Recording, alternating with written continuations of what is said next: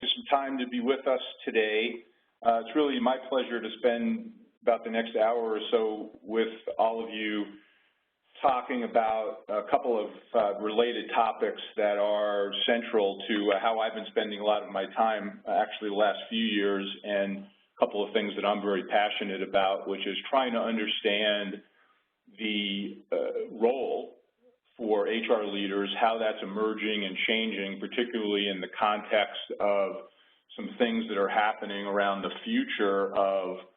business, the changing nature of work itself, the workforce and the workplace, and some of the contextual challenges that are coming out of all of those shifts. As Carrie was talking about, we'll have a program coming up on the 7th and 8th of September in Portland called 3, the Human Resources Emerging Executive. Much of what I'm going to be talking about today will touch on some things that we'll get into more deeply during that program if you have an interest. I'm also going to be drawing from some content from my book by the same name, 3, the Human Resources Emerging Executive. And the whole process of writing that book and getting a chance to interact with a lot of HR and also some operating leaders around some of these topics has really been a fascinating journey, and I'm excited to share what I'm learning with you. As Carrie mentioned, as we go through some of this, I'll take a few pauses to see if there are questions or comments or whether we can draw from some of the experiences that some of you are having in your own environments, and we certainly welcome that. Before we do, though, I want to set a little bit of context and some foundation with providing a little bit of history on some of the things that I've been seeing over the course of the last few years. And Carrie, if you take us to the next slide, what I'd like to do is give you a little bit of a sense of, starting with a few years ago, actually about 4 years ago now, John Boudreau, who many of you know from the center, great colleague and friend of mine, we started talking about what were some of the implications of the economic downturn that we were finding ourselves in during that period of time, and the changing nature of business work, workforce, workplace, as I was mentioning earlier, on the HR profession and the role that HR leaders would need to step up to if they hope to remain relevant during this environment of substantial change and pretty turbulent times. And we began doing a lot of work with literally hundreds of HR people and a number of operating leaders as well, try to get a sense of what some of the emerging themes and trends were during that time, and it's become foundational to a number of the things I'm going to talk about today. What I want to do is hit on a few of these trends just to give you a sense of some of the shifts, and then we'll build on the story as we go. One of the things that we began to discover a few years ago when we began looking at this was the emergence of a shift from hero leadership to what we ended up calling collective leadership, which is moving more and more from the iconic, singular, well-known, charismatic, oftentimes, leader who's synonymous with the external and sometimes the internal brand of a particular company or organization that they lead, and beginning to shift more toward collective leadership, which is trying to create a more common user experience, if you will, for individuals who work inside of companies, and their right to expect a high degree of leadership and a certain degree of consistency among key leaders in the organization who create engagement, who create the experience that many of our employees are going through. And so not to suggest that every leader would become precisely the same by any means, but to suggest that they begin to get a common understanding of what it means to be a leader in this organization, what is expected of me, what are the capabilities that I need to have in order to set the right tone and provide the right level of leadership for people in the organization. And many companies, had gotten away, frankly, from investing in broader common leadership development experiences for their people, either because of the economic downturn or other resource constraints. And you're starting to see companies revisit that now with some regret, because they realize that they really, as they're trying to drive engagement, for example, one of the most important elements of that is having a high degree and a consistent degree of great leadership. The second area that we begin to see emerge was what we ended up calling the shift from intellectual property to agile co-creativity, which fundamentally meant that historically organizations would have a particular function or a particular set of people responsible for driving innovation and often the change that comes along with innovation and creativity inside of their organizations. Examples might be in the pharmaceutical industry, the research and development folks who are responsible for driving the pipeline of new drugs and other health solutions. And while that's still quite relevant these days, what we're seeing more and more of is this shift to agile co-creativity, which tends to suggest that innovation, new ideas, and creativity can come from virtually anywhere, not only inside of one's organization, but also increasingly external, through customers, through suppliers, through fans of your organization, through critics of your organization, through shareholders who are pushing for better financial performance and change, through the general community that's trying to hold companies accountable for a sense of purpose. And so therefore, ideas virtually coming from anywhere, which leads you down a path, if you're an HR leader, for example, of wondering how do you harness the input, the passion, the ideas, the excitement, the commitment to, the engagement with an organization when people, many cases who are essential to the work that you're doing, increasingly are coming from outside of traditional places to provide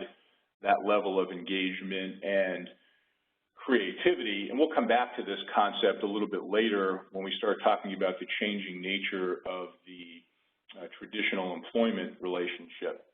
But before we do, let me touch briefly on a few other themes that we began to pick up. The next two that I want to share with you briefly are actually very much related, and they both come to our thinking from some of the principles of the marketing profession and trying to apply those marketing-related principles to solving people-related problems. The first one being the shift from the employment value proposition to the personal value proposition, where most organizations that I work with, and I'm sure this is largely true for most of you as well, are spending a high degree of energy trying to make your place to work, your company, as attractive as possible to the kinds of talent that you're looking to go after, and how do you not only attract them but keep them once they're there. And we don't really see that going away anytime soon, but what we do see is dialing down a bit more specifically, not only to make your organization generically appealing to just about any employee, but also more personally appealing in terms of a personal value proposition to specific people who may be pivotal kinds of talent representing pivotal sorts of roles that are essential to the successful conduct of business in your particular company and industry, and the pressure that comes from trying to accommodate at a more personal level and appeal to someone's personal sense of purpose, as well as what would make it more attractive to them to come and stay with your organization as opposed to somebody else's. That's starting to put some pressure on HR people to do a bit more customization, perhaps, than we're traditionally comfortable with, which led us to thinking about the second marketing-related theme, which is the shift from sameness to segmentation. And I don't know about most of you, but for me as an HR person growing up over the course of my 34-year career, I was taught very early in my career that one of the most important roles of an effective HR leader is to preserve fairness in the organization. And I'm not opposed to fairness by any means. It's still essential. However, like most good ideas, taken to an extreme, it can start to be a little unwieldy and perhaps even the opposite of what we intended. And so what you see a lot of organizations have done over the years in the name of fairness is to increasingly treat people the same, so that even if they didn't like the way they were being treated or something was happening in the organization that they didn't prefer, you could always say, well, you might not like it, but you're being treated the same as everybody else, therefore it's fair. And if your main objective is to minimize employee relations complaints and minimize the risk of lawsuits, for example, that's actually a pretty safe, rational strategy to pursue. But increasingly what we're being asked to do is to drive performance, differentiating performance relative to competitors in our space, find and keep the very best talent, and treating everybody the same. And that shifting environment, we find, is becoming actually less effective, not more effective, and is leading us to a place toward segmentation, where we're beginning to understand the pivotal roles and pivotal talent, needing to differentiate to some degree between those folks and perhaps others who are good, solid contributors, but may not be driving as much value or as much differentiation in overall performance as some of the more pivotal talent may be, and mass customizing solutions that are a bit more unique and special. And when you get into this sort of topic, the application of these marketing-related principles of personalization, customization, segmentation, differentiation, I can assure you, if you're sitting there feeling a little uncomfortable about how to do all that and still have people feel like things are fair, you're not alone, because this is probably the area that makes most HR leaders the most uncomfortable. Last couple of trends, and then we'll keep building on the story that we found over the course of the last few years that seemed to really matter to us when we started this work looking at the future of HR, was the shift from fatigue to sustainability, which during this economic downturn in particular, and even true still today, is this issue of people being asked to do more with less, faster, not enough resources, people being laid off, not being replaced, everybody wearing 4 hats at the same time, expected to deliver and to deliver high quality, but to do it in a much more agile and speed-sensitive kind of way. People were just plain exhausted, frankly, and even today you see that where you go around from organization to organization. It's one of the biggest challenges people have around engagement, is people feeling essentially exhausted and pretty burned out. Well, logic would tell you that in that sort of an environment where employees are feeling that way, it's difficult to build a sustainable organization that's going to deliver sustainable performance. And that's the premise we started with. As we were diving into this a bit more deeply, we discovered that people also had another notion of sustainability, which frankly we hadn't paid much attention to up to that point, which was more around the organization's contribution to environmental sustainability and the reduction of carbon footprint and the preservation of water and other scarce resources and that sort of thing, which was a different but equally important definition of sustainability. And what we discovered as we got more involved in this was that HR people, when we asked them about it, didn't really see a role for themselves in environmental sustainability, and kind of looked at us like we had 3 or 4 heads. When we asked them about HR's contribution to that set of initiatives, we began talking to people who were responsible for environmental sustainability in their companies on a daily basis. And what they were telling us was, where's HR? We see this as a talent-related issue because we're trying to hire, particularly millennials, who are very interested in this topic. We see it as an employment branding issue in terms of the image and reputation of the company. We see it as an organizational change issue because we're trying to change the culture around the importance of environmental sustainability, and HR seems to be largely absent. And over the last 3, 4, 5 years, that's begun to change, and you'll see some evidence of that in a minute, but that's not where things were when we first began this journey. And then the last issue I'll touch on just very briefly is this shift that we were seeing from persuasion to education, as we called it. And what we really meant by that was education through analytics. So HR is a profession. Most of us growing up in the profession, generally speaking, have relied on our powers of persuasion to get people to support ideas or initiatives or investments that we think are important. Quite often that persuasion has come from relationships that we've built, the credibility that we have with people, the trust that's been developed over years. And I'm in no way suggesting that relationships, trust, or credibility don't matter. They absolutely do matter. But increasingly, where we're headed is that those things are not enough. They have to be supplemented by facts, data, the ability to tell a story and present a clear, compelling argument, business argument, in fact, based on business insights, which comes from a set of analytics and capabilities around analytics that, to be honest, historically, most HR people haven't been well suited to delivering and haven't had the background or the experience to feel comfortable doing that. And that's one of the bigger shifts that we see, and we'll come back and touch on that in a couple of ways as we continue to go through the story. And Carrie, if you would shift gears to the next chart, I'd appreciate it. Thank you. We also found that as we were building out these themes and trying to understand them better, was starting to stimulate some interest among a number of companies that hadn't spent a whole lot of time thinking about these things or their implications for their own HR organizations. And so we were asked to take a deeper dive into some additional topics a couple of years ago, working with a consortium of about 11 companies and well over 300 HR leaders from very different industries and organizations. And I won't go through all of the things that are on this chart, but suffice it to say that these 9 additional themes, some of which are derivative of the themes I just mentioned, some of which are slightly different,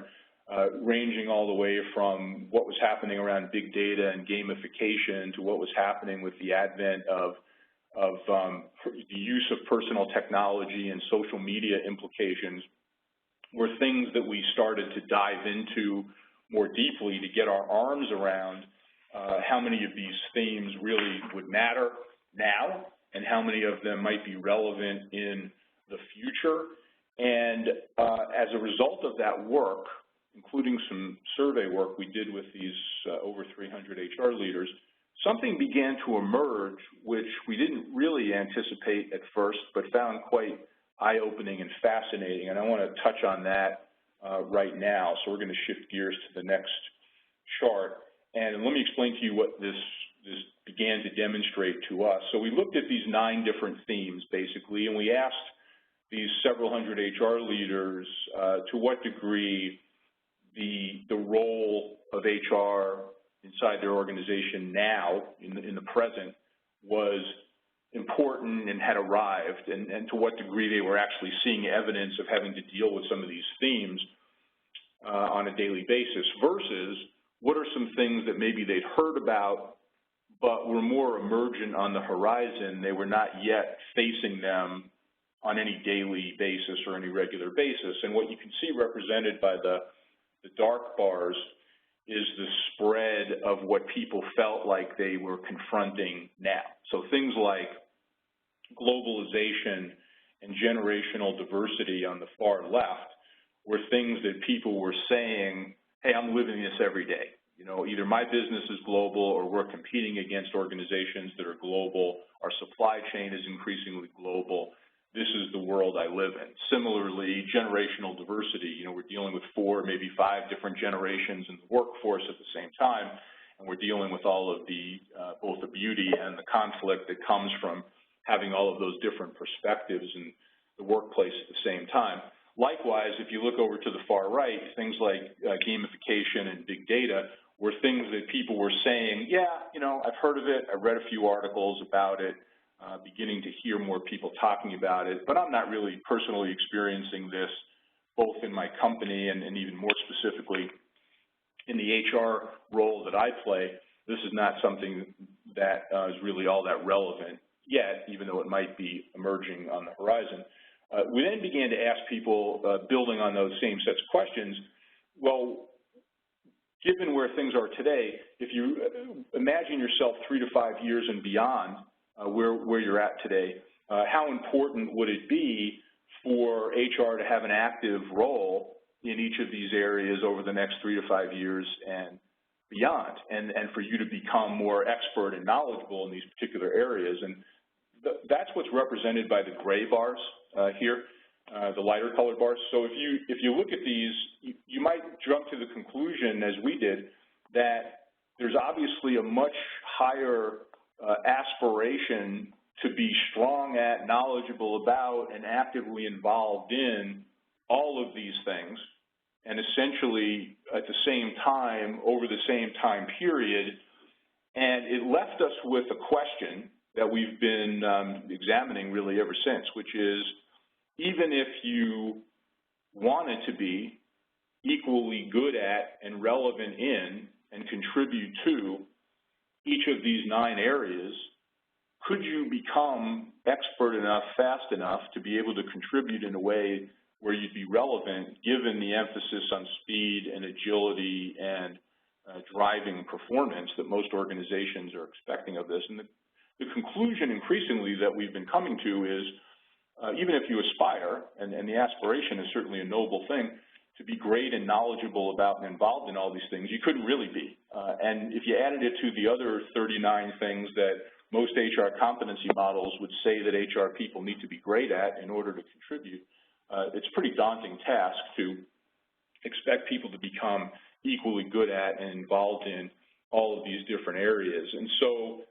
Carrie, if you flip us over to the next chart, the conclusion that I started coming to as part of this whole process, and it's a little bit of a metaphor that I'd like to leave you with to think about today, is having HR be more of an orchestra conductor. And the analogy that I tend to use here is pretty simple, which is, if you look at most orchestra conductors, they're not experts in playing the flute, the violin, the timpani, the saxophone, et cetera, et cetera. What they are particularly good at is finding the very best musicians in the world who are expert in those particular arenas, bringing them together to orchestrate beautiful music. And increasingly, I'd like to cause you to think about HR's role being exactly that, which is bringing people together to solve pretty complex, big, hairy, multidisciplinary challenges and problems, many of which require multidisciplinary, cross-functional solutions. And it begins to take you down the path of having a better handle on how to connect with people from marketing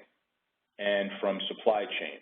and from finance and from statistics and from economics and econometrics and anthropology, for example. If you happen to be interested in culture, anthropologists tend to know a lot about culture, and the whole workforce analytics movement that many of us are beginning to be pretty active in these days, it really is well steeped in all of this, which is many of the analytics functions that you're seeing companies build are in fact bringing in people with very non-traditional backgrounds, non-traditional at least as it relates to HR. And so the point is, whether you hire people and bring them into your HR organization, whether you partner with people who are in other functions already in your company and second them for projects into HR, whether you go outside and hire freelancers and other project-based kinds of folks, and we'll come back to that sort of concept a bit later,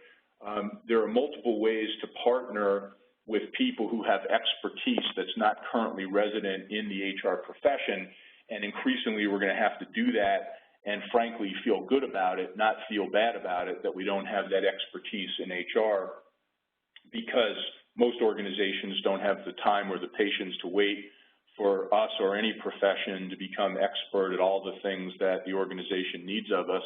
number one. And number two, there's really no better function or profession in HR than to bring together and orchestrate across all of these different functional areas and areas of expertise the solutions that organizations need of us today, especially because it turns out most CEOs really don't care where the solution comes from. They just care that the solution gets delivered, and they're not too worried about whether it's resident in HR or somewhere else. So that led us to begin to think about a next evolution of looking at the future of HR, which became ultimately the CREATE project, which I'm going to tell you a little bit more about in a minute. But before I do, I'm going to just take a pause here, see if there are any questions or comments about anything I've said so far in setting the foundation, and then we'll build from there.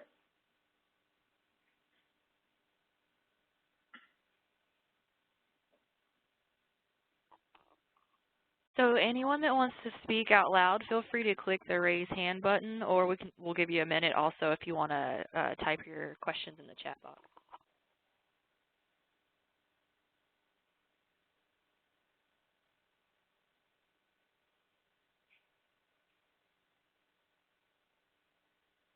I'm not seeing anything yet. Carrie, how about you? No, not yet. Okay.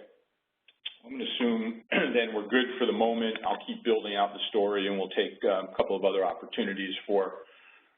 a break to see if anybody has a question or a comment that they'd like to add. So just continuing to build on the story then. So the first couple of years of all this work looking at the future of HR led us to these themes, but also some of these questions and challenges that I've been mentioning. And we began to talk to lots of other people who were living parallel lives, wrestling with some of the same things that we were, and found ourselves in conversations, first with, a couple of us, then a half a dozen of us, then over the course of the last couple of years, growing from a dozen to 30 senior level HR people, CHROs in particular, then finding ourselves over the last couple of years growing a bit of a volunteer army, from 60 to over 100 to close to 200 volunteers who've been helping us with examining a whole bunch of different issues and themes around this area, as well as a number of sponsors who've been financial contributors to some of the work we've been doing, like SHRM and its sister organization, HR People and Strategy, like the National Academy of Human Resources, like the Innovation Resource Center for HR, like organizations such as Executive Networks and Allegis Partners and others. And what we began to do was to focus on a group of themes and topics which I'm going to begin to share with you now and then share some examples of how we've been addressing those. So, Carrie, if you would turn us to the next chart, I'll say first that the name of this project began to shift, as well as some of the work we were doing, from the future of HR to an acronym which is CREATE, C-H-R-E-A-T-E, which is actually a shortened version of a much longer name, which I'll share with you now just so you know a little bit about the history and the context. We call this the Global Consortium to Reimagine HR, Employment Alternatives, Talent, and the Enterprise, and of course found that CREATE was a lot easier to say than what I just said. But fundamentally wanted to send the signal that a lot of the things we were going to be looking at were really going well beyond HR and HR's role to also understand themes and trends, forces of change that are happening in the business world around us and in the economy around us, and the shifting nature of basic employment alternatives and how we're dealing with talent and how we're dealing with the changing concept of work in the enterprise. And out of a potentially endless list of themes and issues, with a lot of help and support from a number of senior level HR people, we began to zero in on essentially four. And the four things that we focused on were around HR's role in creating value, and particularly how do we help organizations win and achieve whatever enduring mission they're attempting to achieve. And it fundamentally became about understanding the external environment we're in and making a better connection between business strategy and HR strategy than what most organizations have historically been able to execute. A second area that we wanted to really zero in on was how do we address the expectations and shape the expectations of key constituents of HR, people such as CEOs, board members, investors in the investment community, and others like them. What should they expect from HR? How do we educate them as to what we should be delivering to them? How do we raise the bar on those expectations? And that's become a major part of this project. The third one is around rewiring the work of HR. When you think about systems, operating models, practices, processes of how HR actually delivers its work, and how organizations are basically rewiring themselves to deliver work. What are the implications of that? And then the fourth big area was around the HR talent pipeline, if you think about and believe, half of what we've been paying attention to and what's going to change, it has some fairly large implications for the capabilities of not only HR people but non-HR people who have to contribute to this evolution of the way work is getting done, and not all of those capabilities currently exist in HR or anywhere else for that matter. And what I'm going to do now is take you through, some examples of things that we've been paying attention to as part of this project to give you an idea of what's available. If you'd like to learn more about this project, as we're going through talking about it, you can also go to the website for the project, which is www.create.net. Again, create spelled C-H-R-E-A-T-E, www.create.net, where we'll also make available more tools and information than what I'm going to have the ability to share with you today. But, Carrie, if you just flip us over, let me take people through one of the main areas that I just mentioned was around helping organizations win. And not surprisingly, one of the teams that was working on this for us and with us figured out pretty quickly that if you're going to help your organization win, you have to understand the forces of change that are surrounding your organization. And quite frankly, I would say that among the many strengths that the typical HR person would have growing up over the course of their career, they tend to be much better internally focused, down and in, understanding what's going on in their own organization than they tend to be broadly aware of and able to master an understanding of themes and trends that are relevant to their organization, external to that organization. And so this is about growing and building and a better understanding of external perspective. And needless to say, in any of your companies or industries, there are multiple such forces that are having an impact. What we ended up deciding to do was to try to zero in on 5 that some folks would say are pretty generically relevant to almost any business or industry, but I'm sure you'll find as you go through these that some are more relevant to you. Let me just touch briefly on each one so you get a sense of what we had in mind. One of the big ones was around the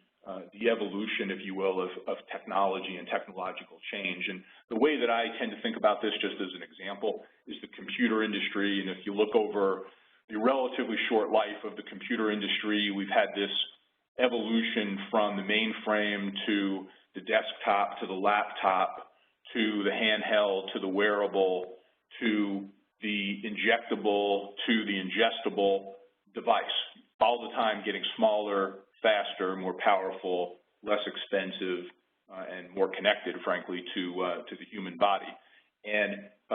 stop and ask yourself the question, what's the equivalent evolution of technology in my business, in my industry, and what are the impacts of that on people and on the workplace? A second area is around social and organizational reconfiguration, which, to boil it down simply, think of it this way. Workforce is becoming increasingly virtual, anytime, anywhere, with anyone. People want to band together in different ways than traditional organizations have typically allowed for. The concept of the traditional employment model giving way to more bite-sized, shorter-term, project-based kinds of gigs, or the freelance economy, as some people would call it. We're going to come back and touch on that in a little bit, but that's what we mean by reconfiguration and how is that affecting you and your business. The truly connected world, not surprisingly, almost everything's happening now 24/7. People are expected to be available anywhere, anytime, and obviously that's dramatically increased the globalization of perspective on business because people are so connected, so instantaneously. The broader talent market also very much affected by globalization. Increasingly we're expected to find the very best talent anywhere in the world and get them interested in our company, and how accommodating can we be when that person might be literally thousands of miles and many time zones away from where the work is being done today. And then finally, the advent of human and machine collaboration, or some people might call it human and machine conflict, because If you believe some labor economists, what they would say is depending on the industry, depending on the technology, depending on the job, depending on the geography, there will be certain jobs as we know them today or certain labor markets as we know them today where 70% unemployment will be caused by robots, computers, and other technology taking over not only tasks and helping with certain tasks that humans used to do, but taking over entire jobs and increasingly jobs that were thought to be only the reserve of humans and human judgment. And, just one small example of this, it's a very small example, but I think it's illustrative, is for those of you familiar with Uber, you look at a typical Uber driver on any given day, they're getting all of their instructions and guidance and where they're supposed to be going and who they're supposed to be picking up from a computer. They're not interacting with a human very much at all. And that's just one small example of thousands of examples like that that are beginning to emerge. So when you think about these forces of change and the potential impact that they have on you, we're going to flip over to the next chart just to make one other additional point to hit it home here, is that most trends and themes, whether it's these 5 forces of change that I've just been talking about or other things that might be affecting your business, can largely be bucketed into 2 big chunks. One is the increasing democratization of work and essentially people wanting to have new employment models, new employment relationships, greater control over their own personal destiny and who they work with on what and when they get to do that, on the one hand. And on the other hand, a greater degree of technological empowerment, which is that every industry to one degree or another is being affected by this infusion of technology, which is dramatically changing the way the work gets done, where it gets done, and who actually does it, including whether it's a person or a machine that actually does it. So you think about in your own environment, you look over at this 2x2 matrix that's on the chart, you can imagine 2 dimensions. One is the democratization of work, the other is technological empowerment, and starting to ask yourself the question, where does my organization fit? And there's no right or wrong answer. It's really a question of, will we find ourselves in a very democratized place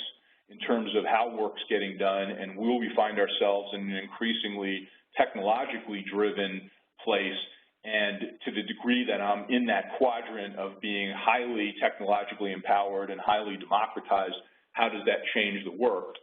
But likewise, to the degree that I'm not, if I find in my own industry and company that we're not moving in that direction, how does that affect the kind of talent we need and where we're going to find them? So going through that assessment is something that we're building some tools now to help people with in their own organizations. And to that point, what I'll mention now, but also reinforce at the end, is the outputs of a number of these teams and these volunteers that have been working with us the last couple of years on this CREATE project is a series of tools, frameworks, discussion guides, and other ways of helping the typical HR leader or the typical operating leader who's wrestling with some of these things, how to have the conversation, how to do the exploration, how to make decisions around a number of these potential themes and trends, if you will. I'm going to flip over to the next chart and just pause for a minute to have you reflect on this erosion of the traditional employment model that I've referred to a couple of times. If you want to read a really good book on this topic, read Lead the Work by my colleague and friend John Boudreau. There's many articles, blogs, and books that are starting to come out on this very topic. Fundamentally, what's happening? The work is becoming more bite-sized, it's shorter term, it's more project-based, it's more freelanced, it's more gig-oriented, and a lot of companies are wrestling with this by saying, well, our strategy really doesn't include having more freelancers. It's not part of the model that we expect to follow, and that might be very true. What I would simply say is stop and reflect on the traditions that are happening now, or traditions that are beginning to be formed in the workforce, where many people who used to be our employees are now saying, I really don't want to work for you. I want to come work on a particular project that's of interest to me, contribute my expertise. I might be there for 2 days, I might be there for 2 weeks, I might be there for 2 months, I might even be there for 2 years, but I'm not really planning on staying here for my entire career. That's becoming a growing percentage of the workforce, and some people would tell you, and I happen to believe it based on what I see, by the year 2020, it won't be shocking that 40% of the workforce as we know it today will actually be people who are freelancing or doing gigs of one sort or another, as opposed to working or expecting to work long-term for a particular company. And that 40% average, of course, means that some companies, some industries, some geographies, it'll be much lower than that, but there'll also be certain of those categories where it'll be much greater than that. And it kind of leads you down this path of asking some, what I think are tough questions. If we look over on the next chart, in your own organization, starting to have the discussion about what's our understanding of how the workforce is actually changing, and do we see it as becoming more virtual? Do we see it as becoming more agile? Do we see it as becoming more purpose-driven? Do we see people as maybe a little less loyal to us as an institution, and maybe a little bit more loyal to ideas or ideals or the work, that they're actually doing? And as they become more loyal to those things and less loyal to institutions, that generally means they're more likely to move around to follow the work rather than to follow the leader, so to speak. And what a lot of companies have been focused on historically is differentiating the way they categorize or even treat people that they've identified as temps versus freelancers versus contractors versus consultants and other designations. And the lines between those kinds of categories of people are, I think you can expect, going to become increasingly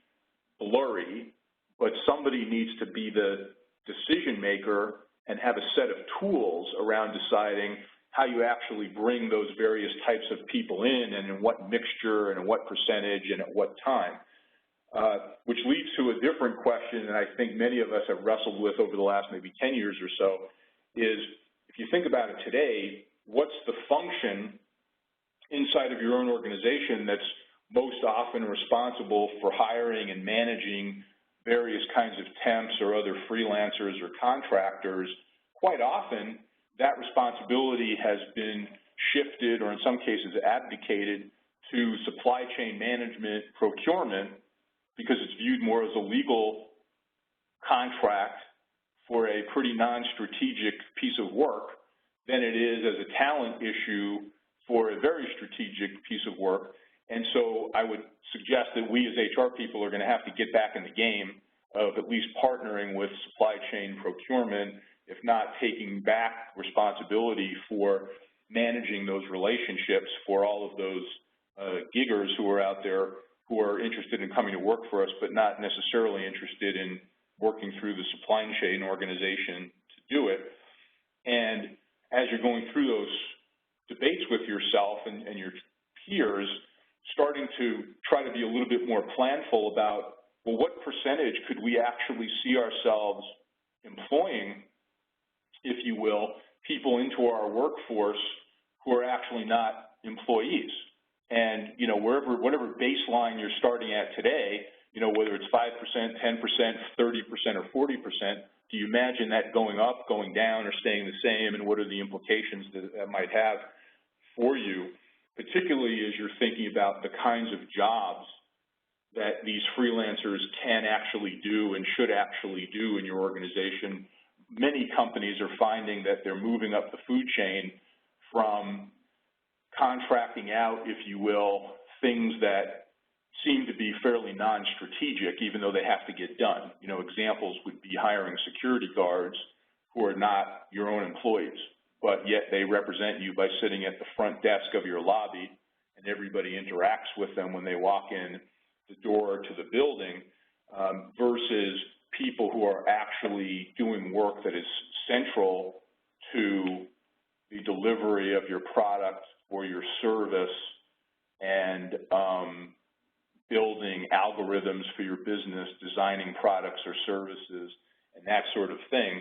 asking yourself that question, how comfortable are we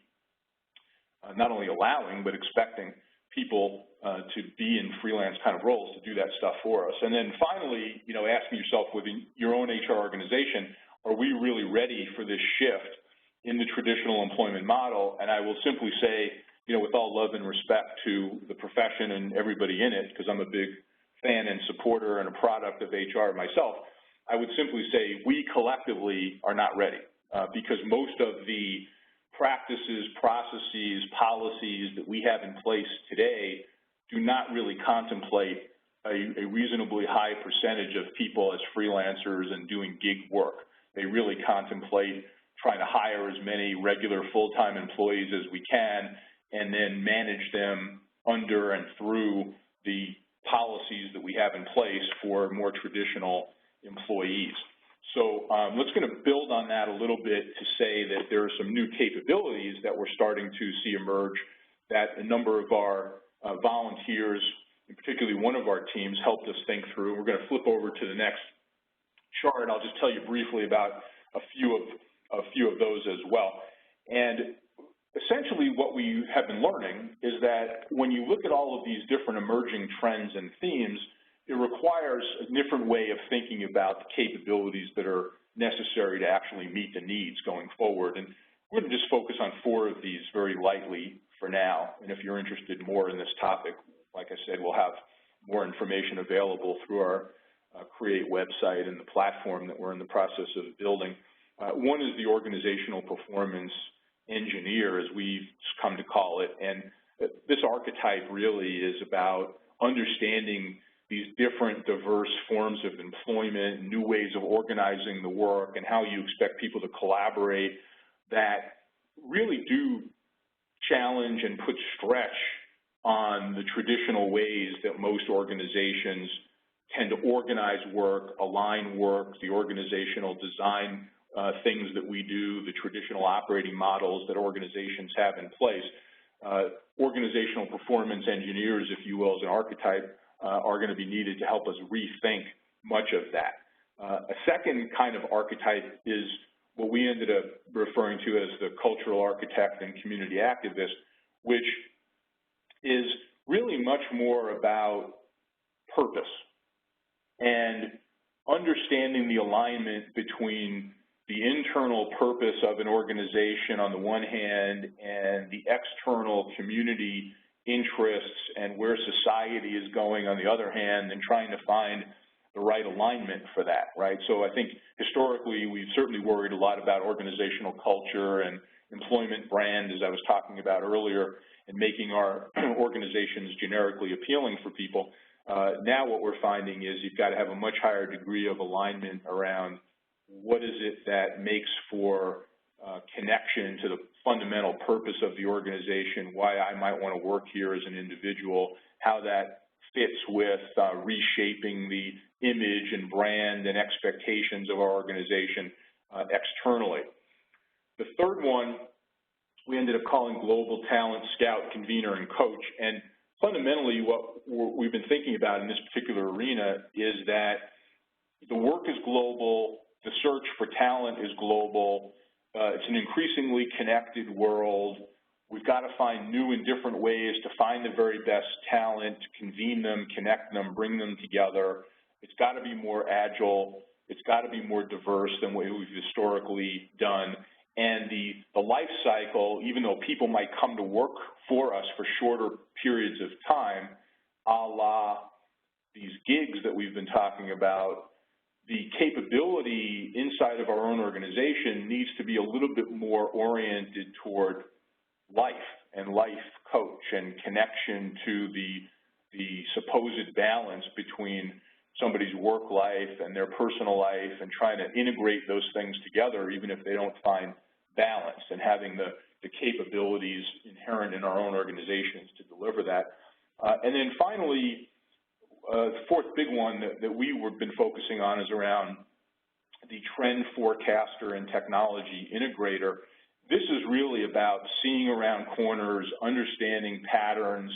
understanding not only the shift from big data, but creating the business insight and the good storytelling and the compelling business argument that comes from all of that big data, which for many people, at least as they talk to me about this, has become quite overwhelming. And the ability to understand the themes, the patterns, to connect the dots, and focus then only on a few things that really matter, that drive performance in your organization, rather than, I think, some of us falling victim to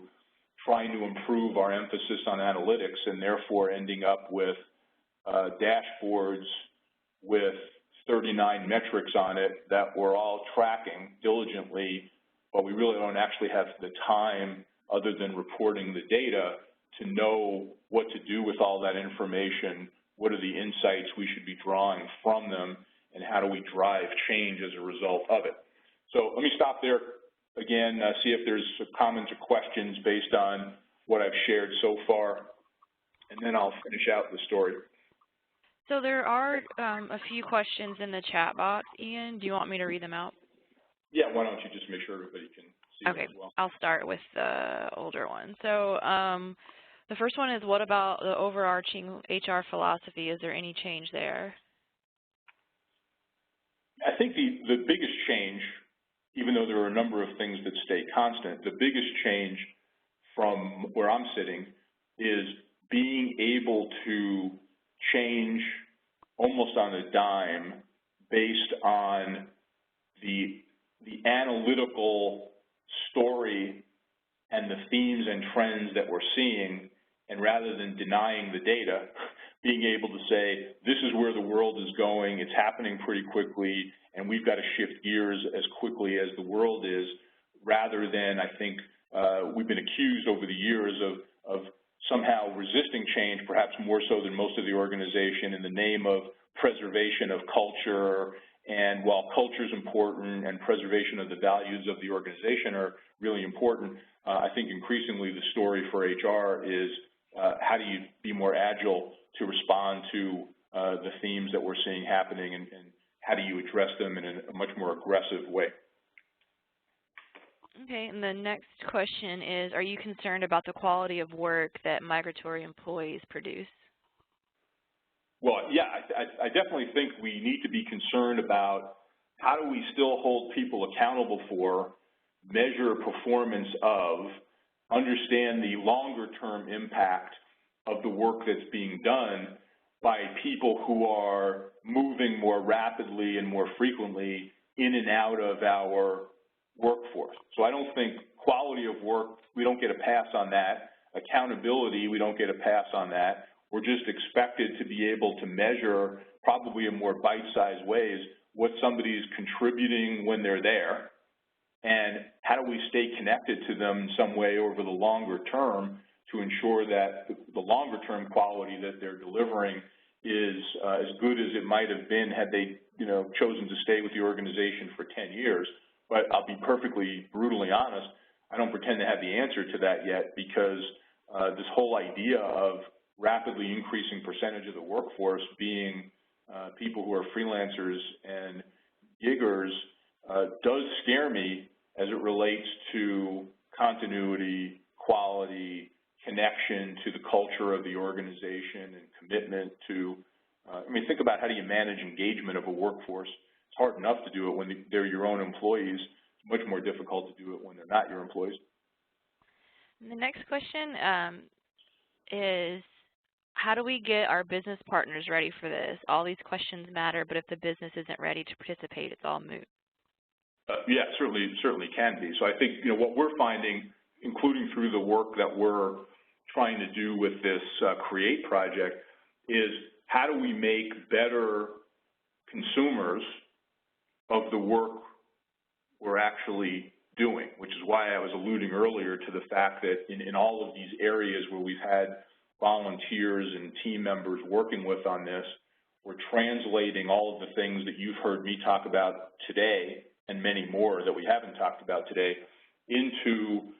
tools, templates, frameworks, discussion guides, mini surveys How do you have a checklist where you can have a conversation with the CEO or with an operating leader to take them through the process of having this debate? Because the reality of the situation is, we can have great understanding, as an example, of the 5 forces of change and how they might have an impact on our business. But until we can persuade an operating leader that we're working with or for that those things actually matter,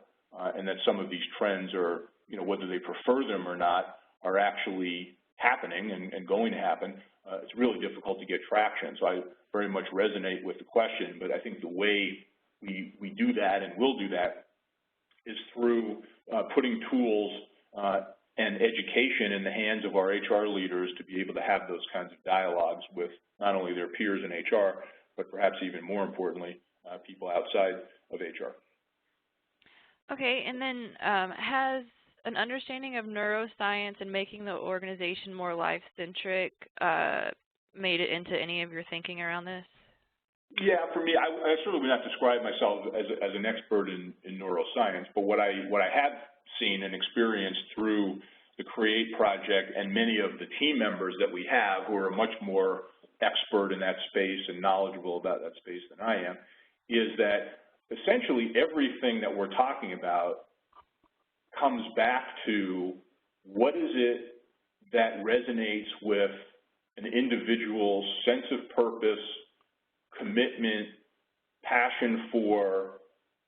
and engagement in the work. And whether it's rethinking performance management, or whether it's figuring out how to invest in the development of leaders, or whether it's appealing to this, what we think is a growing trend of people wanting to have more control over their own destiny, and in many cases work for themselves as freelancers much more so than they have in the past. The principles of neuroscience fit in all of those areas, for sure. Okay, and the last one in the chat box, Nancy says she's been involved in the CREATE work, and she wants to know how to get the HR community more engaged in acting on these changes. Yeah, well, Nancy, thank you for the work you've done, and great question, because, as much as we've,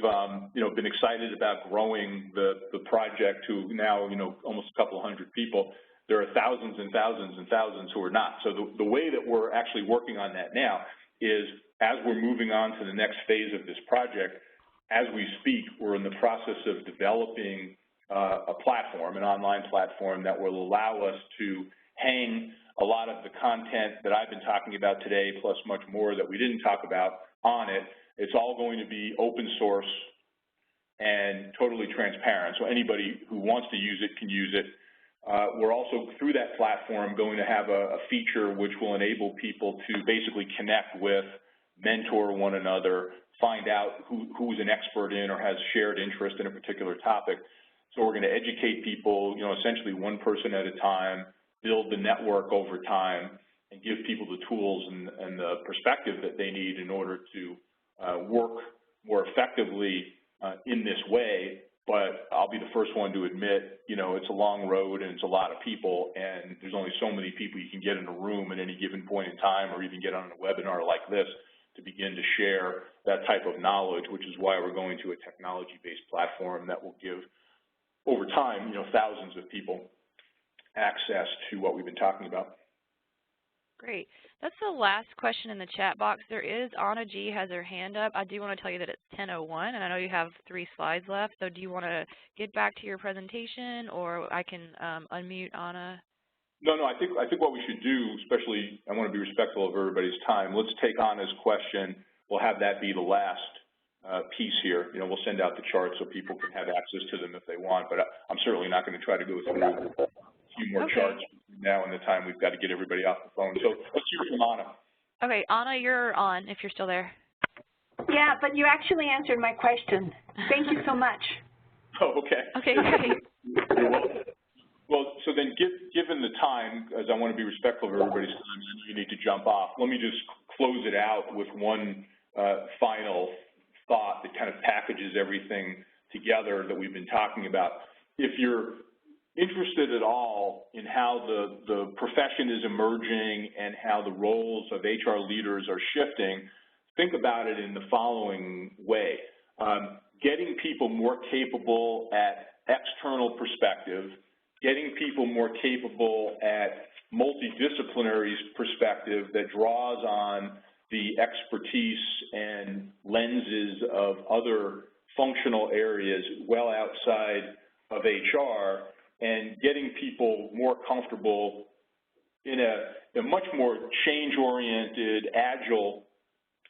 environment are all big ticket items for, you know, the work that we're doing and the time that we're spending. And so as you think about your own capability and how to remain relevant, to the extent that you're not comfortable with external perspective, that you're not comfortable with the idea of this multidisciplinary HR as orchestra conductor kind of concept, and to the extent that you're not comfortable with how do I become more agile and understand the twists and turns that organizations are going through and being able to not only respond to them quickly, but actually anticipate them and head them off at the pass, and you want to differentiate yourself as an HR leader going forward, those are some areas that I would concentrate a lot on. And if there's anything I can do to help you with that, please feel free to reach out and let me know, and get more involved in taking a look at the CREATE work that we've been discussing, or if there's something in either my book or this program that we've got coming up that appeals to you, let us know that as well, and we'll love to connect with you on that. Thank you very much for spending the time with me today, and I look forward to future interactions. Thanks, Ian. Thanks for a great webinar. Have a great day, everybody.